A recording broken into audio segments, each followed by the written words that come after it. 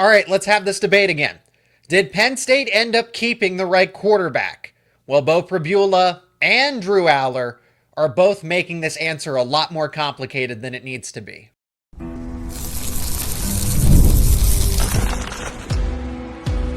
You are Locked On Nittany Lions, your daily podcast on the Penn State Nittany Lions. Part of the Locked On Podcast Network, your team every day. You are locked on to Penn State football, and as always, thank you so much for making Locked On Nittany Lions your first listen and watch every single day, your daily source for all things Penn State sports. My name is Zach Seyko, and I'm your host of the show, credentialed media member for both Penn State football and Penn State wrestling. In today's show, we are talking about why the Nittany Lions need to make a statement against Villanova, why I'm talking about this Penn State-Oregon matchup so early before, it's still more than a couple of weeks out. It's because it's different. It's a lot different than it was at the beginning of the season, before we even kicked off. But we got to talk about, did Penn State keep the right quarterback? Because Beau Pribula and Drew Allar are making this conversation a little more difficult than it should be. Today's episode is brought to you by FanDuel. Football season is here, and right now new customers can bet just $5 and you'll get $300 in bonus bets when you win. Friendly reminder to let me know your thoughts down in the comments section. Let's start with this quarterback debate again, because once upon a time it was Tommy Stevens and Trace McSorley. Then it was Will Levis and Sean Clifford. And now it's Beau Pribula and Drew Allar. And there are some people out there that say that Penn State has made the wrong decision every single time, that they should have kept Tommy Stevens, that they should have kept Will Levis. And now the argument moves to Beau Pribula. The backup quarterback is always, and I know Pribula is not in State College anymore, but the idea of the backup quarterback is always more popular than the starter. Am I right? But why is this conversation lingering? Because it's not so much about how Beau has, taken this massive leap forward and really looks like a competent, capable Power 2, right? The Big Ten and the SEC have really separated themselves. But being able to hold his own within these top two conferences. It's also because Allar hasn't necessarily slammed the door shut. To even say it's just like, oh, hey, that's great for Beau Pribula. But Allar is allowing this conversation to remain open-ended here. Hey, both teams are undefeated, obviously. Penn State hasn't played the best competition.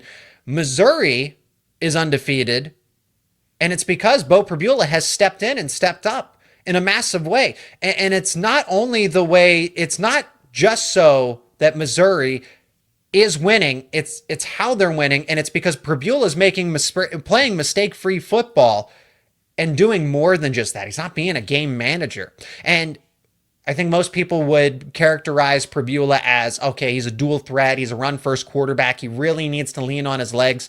It's because he's been the better passer. 617 passing yards, 5 touchdowns. Here's the key statistic: no interceptions. And it's one thing to do that against Central Arkansas. Okay, it's Central Arkansas, but then a pretty testing matchup with Kansas in that rivalry. And Pribula leads that team to a comeback and wins the game behind his arm. He's still doing it with his legs, 71 rushing yards and 2 rushing touchdowns. But then you compare that to Allar, who had a really good game against Nevada. Okay, it's Nevada. I understand. 22-26, though. Hey, 4 incompletions on that day. He was efficient. 217 passing yards and 1 passing touchdown. Key thing, no interceptions. He's not turning the ball over. Against FIU, 19-33. Okay, that's a major step backwards. Now, why is this happening? Why does Pribula look so much better? And again, it's in a consequential game. He immediately emerges in game 2 against Kansas. Well, if you drop Drew Allar into that game, there's no doubt in my mind that he would have put up similar statistics. Okay, Kansas's defense isn't the greatest. Neither is FIU's, but the matchup kind of demanded that Pribula end up getting into that type of situation. It was a shootout. So the quarterback was asked to kind of get into a free-for-all back and forth to who could score more points. Whereas Penn State never really got into rhythm against FIU, and it was kind of this back and forth. Now, they found that in the second half a little bit, but the first half, it was pretty sloppy, but never was there a moment where Penn State had to build a comeback drive, or Penn State had to go toe-to-toe with FIU. They were always in control for the entirety of the game, which is why they were going to have a balanced attack one way or another.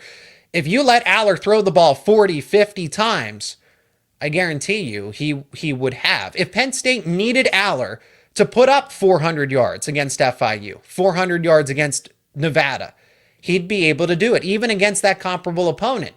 If Allar was playing Kansas, he would have been able to do that as well. So I'm not trying to take anything away from Pribula here. I think it has been a really great start, to say the least, for him. But Allar, given that similar situation, would have had the similar type of performance. Now, what's the right QB at the end of the day? Because Andy Kotelnicki's offense is going to be tailored to the player's strengths.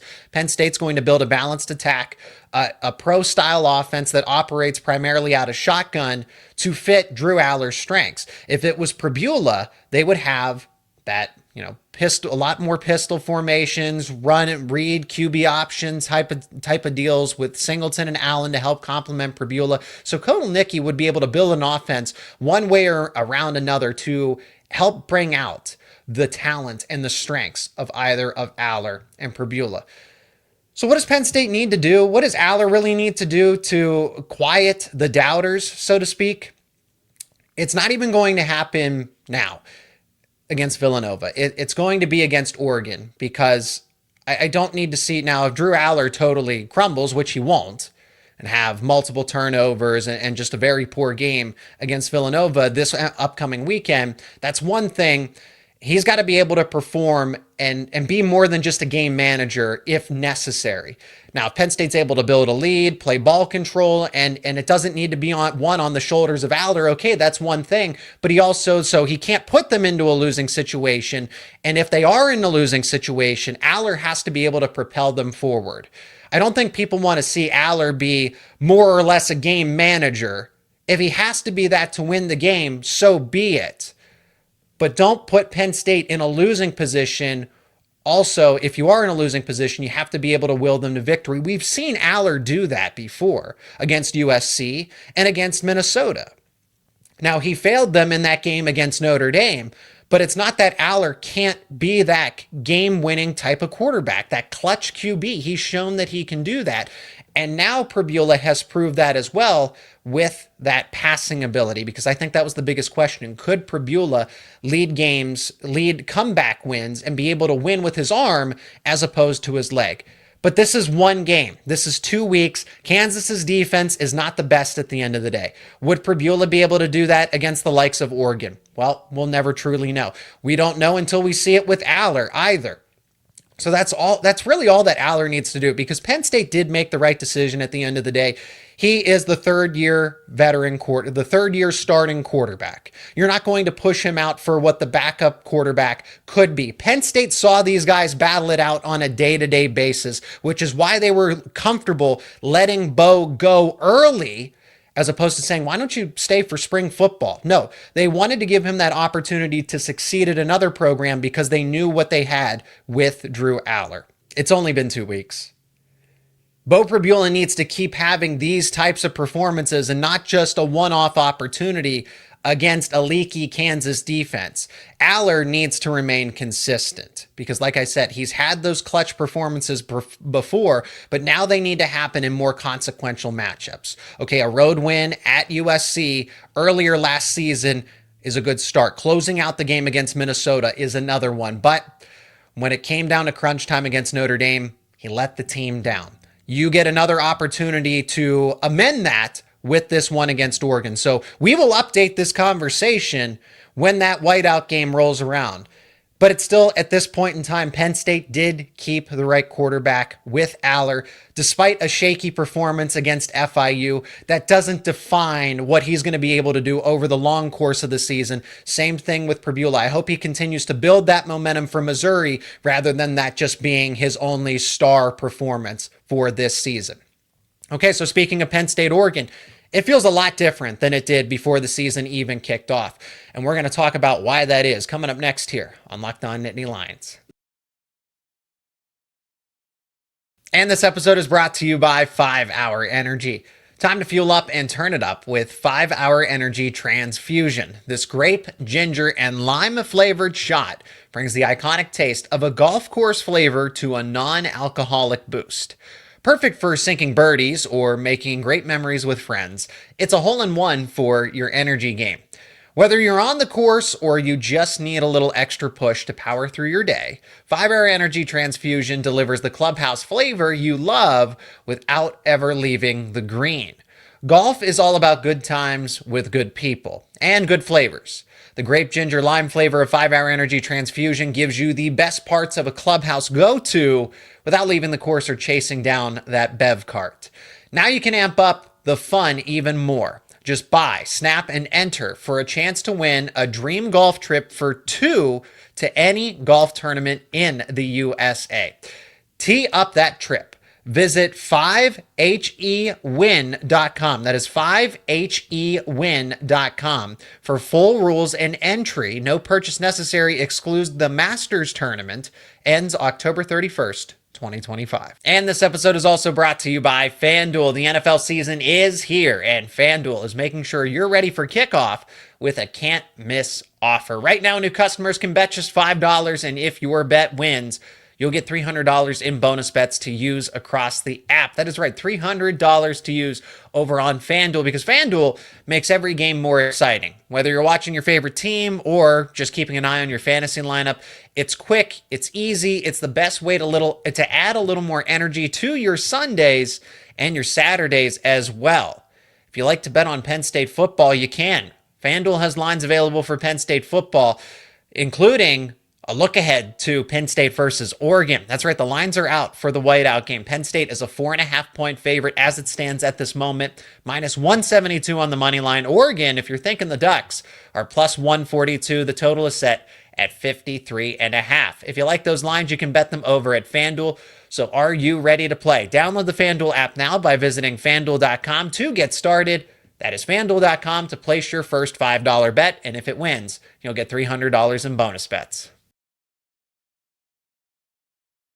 Still to come on the podcast, Penn State, because of the FIU game, does need to make a statement against Villanova. What would that look like? We'll discuss that in the upcoming segment. Let's zero in on Penn State versus Oregon, because this matchup feels a lot different to me than it did 2 weeks ago, and the perception has changed. I did not think that Oregon would come out of the gates flying and almost put up 70 points against a Power 4 opponent. Now, that's not the best Oklahoma State team we're going to see. That's also not your father's Oklahoma State team from 10, 15, 20 years ago. High-flying offenses, Oklahoma State and Mike Gundy just might need to part ways. So I think Oregon caught the Cowboys at a prime time to make that statement. That's kind of good for Penn State in a way, because then I know that Penn State's respecting them, but it's also a friendly reminder. It's a little bit of a nudge, so to speak, to say that, don't think that Dante Moore and this new look offense aren't going to be able to score similar types of points, or at least keep that pressure up on offense the way that Dylan Gabriel and that group did. And I think that offense from a year ago is better, but Dante Moore and this group, their true ceiling, I didn't think would be reached until later into the season, and now we're starting to see glimpses of that. So that's really what has changed about this, is that Dante Moore is starting to step into that star power, as opposed to it being a mid-season or the next part of the late in the season where it's around like weeks 8, 9, 10, where he really takes that leap forward as a star caliber player. I mean, he is a former 5-star. So it's really about Moore to this point in time, and the receivers that he has. Okay, Evan Stewart's out, but now you're finding something with DeCorian Moore, true freshman, who's stepping up right away. Again, Penn State is hosting this game. It's at Beaver Stadium. It is in the Whiteout. But don't look at Dante Moore as a first-year starter. View him as somebody that has gone through that adversity. He was a part of the dumpster fire that was Chip Kelly in UCLA. Okay, now before the present dumpster fire, which is Deshaun Foster and UCLA. But Moore kind of went through that necessary adversity to build himself up as a starter, took that back seat to Dillon Gabriel, learned behind a seasoned veteran, and then got situated with Will Stein's offense. So this is actually a really good passing of the torch by Oregon for somebody who has all the potential in the world, but just needed some better guidance. And you're seeing that early, as opposed to you're seeing evidence that it could happen sooner rather than later. And it is happening sooner rather than later. But this still isn't even the finished product for Oregon. So Penn State needs to find a way to limit this. I can't even say limit the offense, because I don't think you're going to get a situation where Penn State is going to be able to limit Oregon's offense. You're going to have to go toe-to-toe scoring with them. And I don't know that Penn State necessarily wants to do that. I think Penn State would want this to be a rock fight, so to speak. Lean on Nicholas Singleton, Katron Allen, some select explosive plays behind Drew Allar and this new look wide receiver trio, Kyron Hudson, Trevor Pena, Devontae Ross. So that's what Penn State would ideally like to do, but you get to pick and choose against Oregon and Dan Lanning and this coaching staff. But if Penn State were to have its way and to control this matchup, slow the game down, let the crowd noise just really sink in for Oregon, that long plane trip across the country, use that home environment to your advantage. That's how you want to do that for Penn State. If you're Penn State, if you're Oregon, go fast, go quick. Force Penn State to get into a true shootout with you. Now, Penn State can do it. Penn State is in a much better situation to get into that high scoring type of situation. However, if you really want it, and now if you're Oregon, you want to score early, you want to take the crowd out of it, you want to build momentum on offense, because the defense for the Ducks, I think, is still questionable to an extent outside of the front seven. It's not that they're lacking talent. Don't get me wrong. I'm not saying that. But it's still a new look secondary. It's still developing. So in this Penn State-Oregon matchup, one of the key positional battles here is Penn State's new look passing attack versus Oregon's new look passing defense on the back end. They still have Uiagalelei. They still have Tuiodo. Those guys rushing the passer. It's kind of the same thing with Penn State's offensive line. You have that same core back. And Penn State's offensive line won that battle against Oregon the first time around. That was clearly advantage Penn State's offensive line against Oregon's defensive line, and that was a group that had Derek Harmon, NFL first-round draft pick, right? So Oregon's defensive line, I think, has taken a step back too, in the middle, primarily. Defensive end, they're still strong, but Penn State really didn't lose anything on the offensive line, even though they haven't looked the cleanest out of the gate. I think they'll be able to fix it. So the matchup that I am primarily focusing on, the battle in the trenches is going to be one, but it's really about Penn State's wide receivers against Oregon's defensive backfield, because they're both new look, and this isn't the best version of those positional groups. They are only going to get better with the repetition, with the opportunities here. So keep an eye on that one. If I had to say right now definitively how I think this game's going to go, because you can't limit Oregon's offense, as we have seen, this is going to turn into a shootout, and Penn State's going to have to find a way to get pressure on Dante Moore and force him to make egregious mistakes, even though he's not prone to. So remember, the Whiteout is still a ways away. September 27th, 7:30 at night on NBC. It will be a lot of fun, but Penn State's got to get through the bye week and the game against FCS Villanova first. I want to say this, FCS Villanova is not a pushover. Do not think the Wildcats are a pushover, but the Nittany Lions absolutely need to make a statement here. I'll tell you why coming up next here on the show. Today's show is brought to you by Game Time. College football is back. I couldn't be more excited. All of us couldn't be more excited. The tailgates, the rivalries, the energy in the stands, there's just nothing like it. But let's be real. Actually getting tickets can feel more like a battle than the game itself. Endless queues, hidden fees, prices, jumping at checkout. That's why I use Game Time, the app that gives the advantage back to the fans. It's the easiest way to score last-minute tickets at the best prices with no surprise fees. What you see is what you pay. When you pull up Game Time, in just a couple of taps, you can see those amazing deals. I'm talking about your favorite college football games for as low as $25.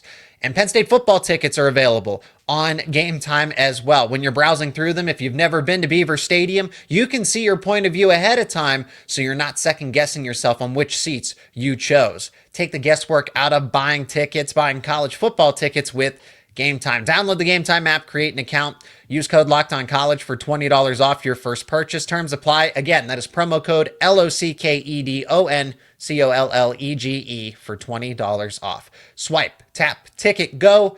Download Game Time today. All right, let's finish up with the game that Penn State is actually playing and not talk about the one they still have a few weeks down the road. The Villanova Wildcats come to town, 3:30 kickoff on Fox Sports 1. And Penn State needs to make a statement.